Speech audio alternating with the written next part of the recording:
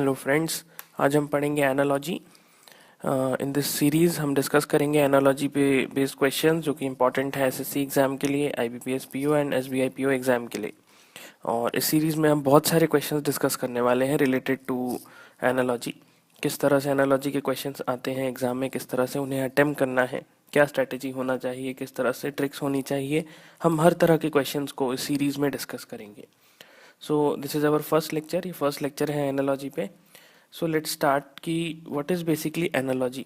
Analogy का मतलब क्या होता है? एनालॉजी का मतलब है, फॉर एग्जांपल आपने देखा होगा क्वेश्चंस आते हैं A is to B then C is to what. कुछ इस तरह से क्वेश्चन बनता है, A is to B then C is to what. C अगर ए और बी ऐसा है तो सी और यहाँ पे क्या होना चाहिए।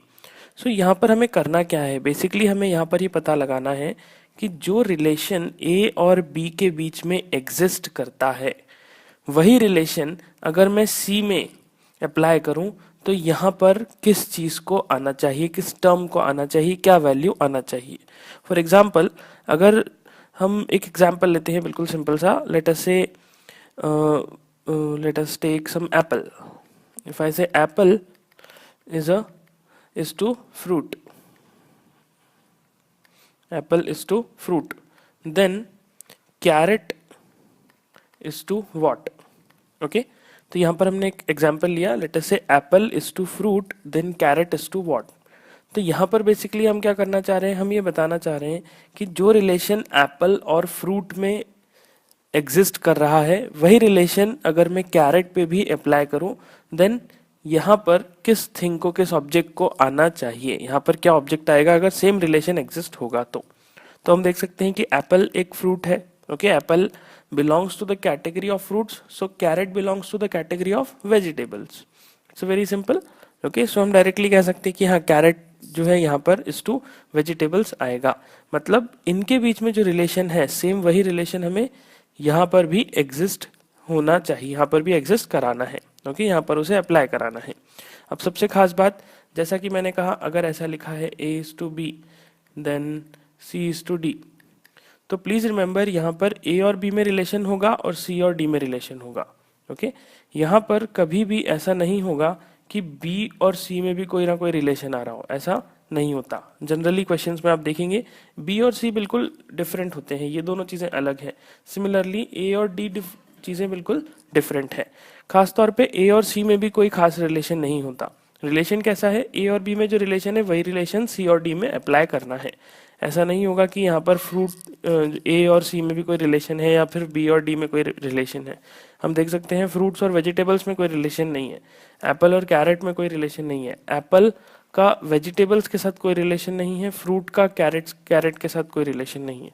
ओके, सो इसीलिए रिलेशन जिसको हम देखना चाहते हैं, जो हम एग्जिस्ट कराना चाहते हैं, वो बेसिकली वही होगा। फॉर एग्जांपल ये ए इज टू बी और देन ये double dot, double is to के बाद सी इज टू डी, दो कोलन के साइन लगाएंगे then C is to D. तो इनमें एक रिलेशन है और इनमें एक रिलेशन है।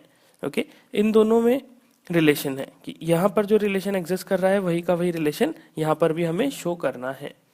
ओके, तो कुछ हम क्वेश्चन सॉल्व करते हैं, एग्जांपल्स देखते हैं किस तरह से ये क्वेश्चंस आते हैं इस पर्टिकुलर टॉपिक पे। So first question is 324 is to 162।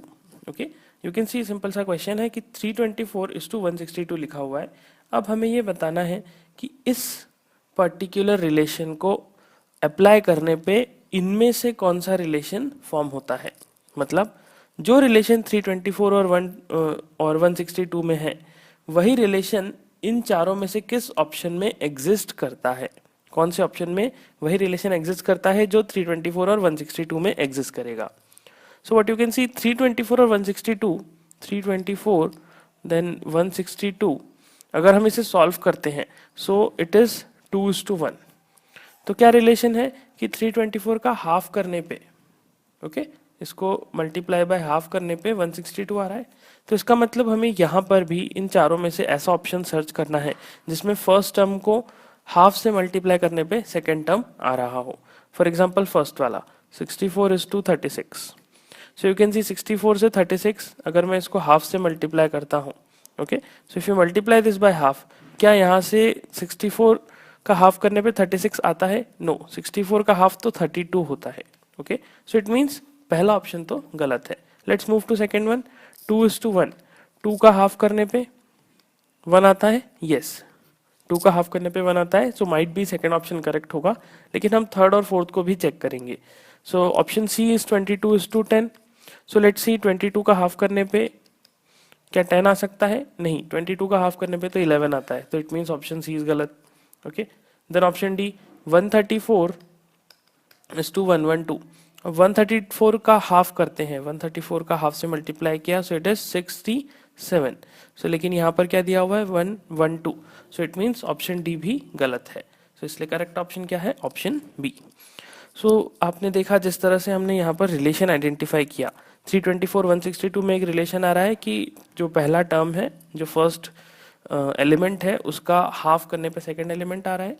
तो हमें इसी तरह के रिलेशन को यूज करते हुए बताना है कि इन चारों में से कौन सा ऑप्शन करेक्ट है। Okay, let's move to the second question. Second question में भी हम देखते हैं। Now, pen is to pencil is to ink. अब pen is to pencil is to ink, यह एक रिलेशन है। ये हमें एक रिलेशन दिया हुआ है, 3 एलिमेंट्स है, पेन है, पेंसिल है, इंक है, और हमें ये बताना है कि जो रिलेशन इन तीनों में एग्जिस्ट करता है, अगर उसी रिलेशन को यूज करके हम आगे बढ़ाएं या फिर किसी और ऑब्जेक्ट पे उसी रिलेशन को अप्लाई करें, तो इनमें से कौन सा ऑप्शन फॉर्म हो सकता है। सो देखिए, पेन और pencil, what I can see कि पेन और पेंसिल क्या है? दोनों ही स्टेशनरी ऑब्जेक्ट्स हैं। Okay, means the stationery form में यूज होते हैं, स्टेशनरी की शॉप पे मिलता है। और पेन और पेंसिल दोनों ही लिखने के काम आते हैं, और इंक बेसिकली यूज होती है पेन में। ओके, हम पेन में इंक डालते हैं और पेंसिल से लिखते हैं, पेन से भी लिखते हैं, पेंसिल से भी लिखते हैं। तो पेन और पेंसिल दोनों एक ही कैटेगरी के ऑब्जेक्ट है, एक ही कैटेगरी के एलिमेंट है। अब हमें ये देखना है कि कौन से ऑप्शन में इस तरह का रिलेशन हमें दिखाई देता है। What we can see, orange and banana. Okay, orange और बनाना में क्या होगा?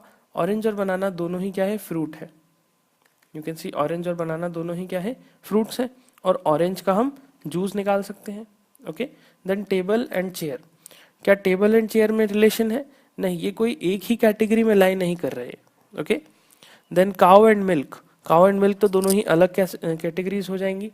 Then fish and shark, again ये तो अलग कैटेगरीज हो गई। तो बेसिकली हम देखते हैं कि ऑप्शन ए में ऑरेंज है, बनाना है, यहाँ पर जूस है। Okay, juice is a liquid, ink is a liquid. ठीक है, तो ये एक रिलेशन यहाँ पे हो सकता है। ओके, कि ऑरेंज का जूस निकाला जा सकता है, पेन में इंक भरी जा सकती है।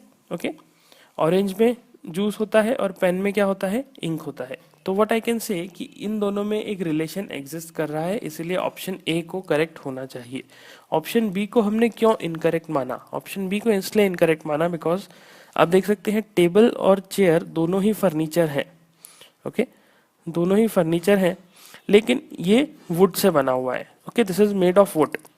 ठीक है, तो टेबल में वुड है ऐसा नहीं कह सकते। Table is made of wood but table do not contain wood, इस तरह से हम नहीं कह सकते, it's a wrong statement. Okay, so इसीलिए ये ऑप्शन गलत हो जाएगा। सी ऑप्शन तो ऑलरेडी गलत है बिकॉज काव और मिल्क में किसी भी तरह से पेन पेंसिल वाला रिलेशन तो एग्जिस्ट नहीं कर रहा। काव एक एनिमल है, मिल्क एक डेयरी प्रोडक्ट है। ओके, फिश एंड शार्क की हम बात करें तो फिश अगेन एक अलग एनिमल है, शार्क अगेन एक अलग एनिमल है। ओके, सो इसीलिए दोनों ही वाटर में ही रहते हैं, but fish do not contain water. Okay, और shark do not contain water, ऐसा नहीं कह सकते कि फिश में पानी होता है। ओके, सो इसीलिए ऑप्शन डी भी गलत है। So correct answer for this question is option A. Okay, let's move to the third one. Now you can see A, B, C, D is to O, P, Q, R is to W, X, Y, Z then is to what? तो basically यहाँ पर हमें ये बताना है कि जो relation A B C D O P Q R में एग्जिस्ट कर रहा है, अगर उसी रिलेशन को डब्ल्यू एक्स वाई जेड पे अप्लाई किया जाए तो यहाँ पर बेसिकली क्या बनना चाहिए। तो सबसे पहले हमें ये पता लगाना है कि ए बी सी डी और ओ पी क्यू आर में रिलेशन कौन सा एग्जिस्ट करता है। So for that what we will going to do is we will write the alphabets in this manner: A, B, C, D, then E, F, G, H, I, then J, K, L, M.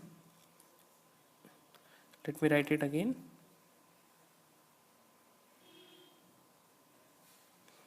इसे मैं एक बार फिर से लिखता हूँ।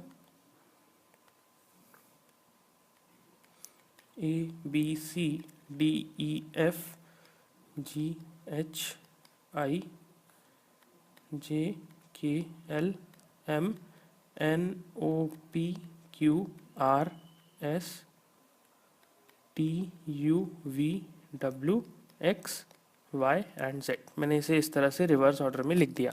Now let's see कि ABCD और OPQR में क्या रिलेशन है। If you see A and O, if you compare A and O, I can see A is the first letter and O is the, this is 13th letter, 14th and this is O is the 15th letter. So basically A में अगर मैं 14 add करता हूँ, okay, if I add 14 to A I will get O. okay, similarly B में अगर मैं 14 add करता हूँ तो आपको P मिलेगा। इसी तरह से C में 14 ऐड करने पे Q मिलेगा, ओके, और D में 14 ऐड करने पे R मिलेगा। This is a basic understanding. You can see यहाँ पर A में 14 ऐड करा तो O, then P, then Q, then R। तो इसी तरह से यहाँ पर हमने क्या देखा कि रिलेशन कैसा है, जो भी ये फर्स्ट टर्म के लेटर्स हैं, फर्स्ट एलिमेंट के लेटर्स हैं, इन सभी को 14 से आगे बढ़ा दिया, इन सभी में 14 ऐड कर दिया तो हमारे पास नए लेटर्स आ गए।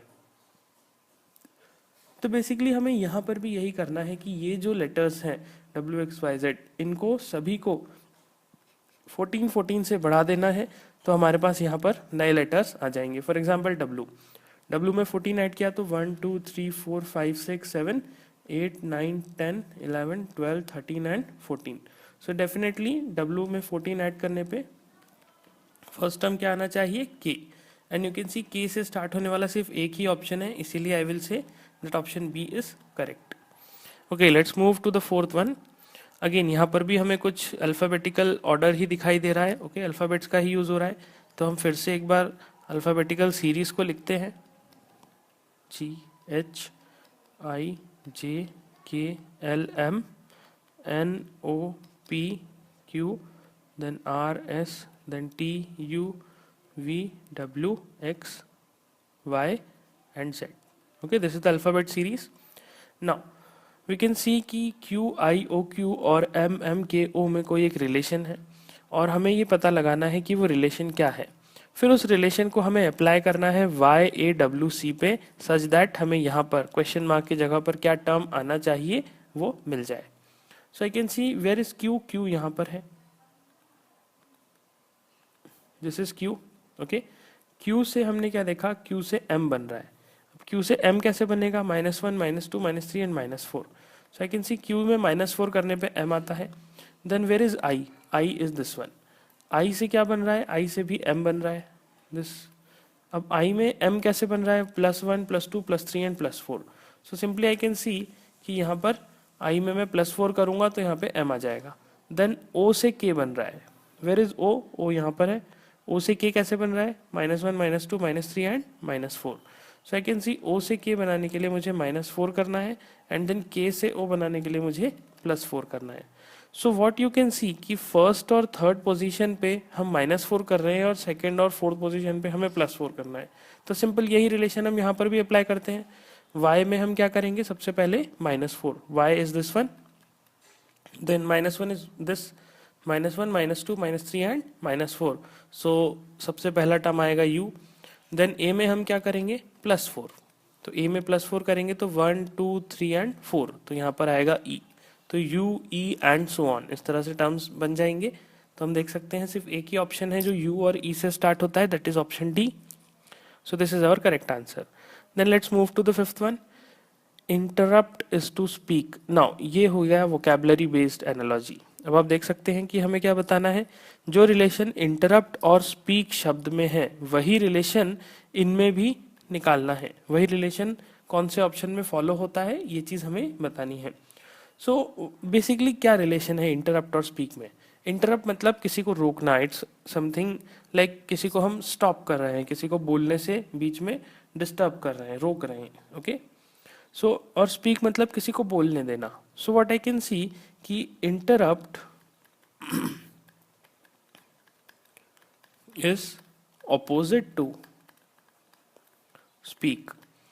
तो यहां पर कैसा रिलेशन है, इंटरप्ट और स्पीक क्या है, एंटोनिम्स है, ओके, एंटोनिम्स है। तो हमें ऑप्शन में देखना है कि कौन सा ऑप्शन में दो जो वर्ड्स लिखे हैं वो एक दूसरे के एंटोनिम है। सी शाउट और येल, शाउट करना भी चिल्लाना होता है, येल करना भी चिल्लाना, so they are synonyms, so this option is wrong. Intrude करना और एंटर करना both are same thing. Intruders जैसा कि आपने सुना होगा, इंट्रूडर करना मतलब घुसपैठ करना, कहीं पे बिना इजाज़त घुस जाना, और एंटर करना भी अगेन इट्स लाइक एंटर करना, so this option is wrong. Then concede and defend, so concede and defend again the same thing, okay, so इसलिए ये ऑप्शन भी wrong. And interfere, so what is interfere? Interfere मतलब किसी को रोकना, okay, किसी की बात में दखल डालना, ओके। एंड असिस्ट मतलब उस चीज़ को होने देना, किसी चीज़ को कंटिन्यू होने देना, ओके। जैसे कि for example if you met with an accident, so road पे जो झगड़ा होता है, so if someone interfere then they stop the violence, okay. If they assist the violence then it will continue. So इसीलिए option D में हम क्या देखते हैं, इंटरफेयर और असिस्ट एक दूसरे के एंटोनिम्स है, okay. So that's why correct option क्या है, D. Okay, so that's all for this lecture. हम और अच्छे क्वेश्चन डिस्कस करेंगे in the upcoming lectures. Thank you.